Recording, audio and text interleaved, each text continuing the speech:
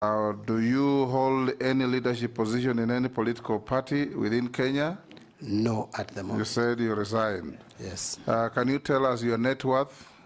My net worth, Mr. Speaker, is 380 million.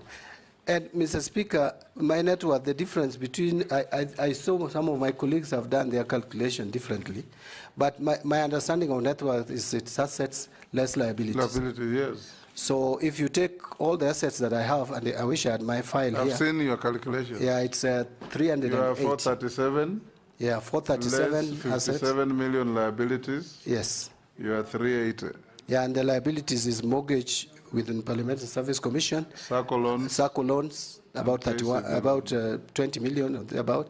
And finally, there is the KCB Bank loan of about 12 million. Yeah. We received 43.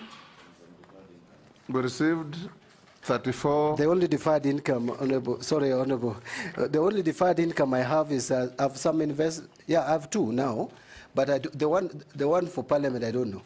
The pension, I don't know how much it will be, so I didn't. It will be calculated. But there's one which I have with ICA of about 6 million. Your pensionable now it will be calculated. Yeah.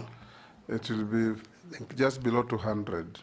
Thank you. Chair, I was mentioning that because of the challenges Kenyans have had with this matter, because like now his deferred income next year would constitute part of his net worth, or rather when it matures.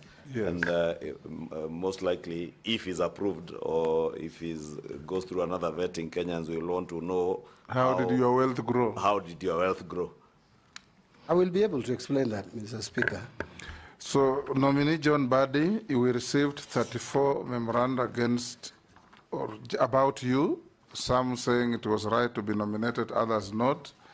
And there are 3 particularly that just involve around, I think,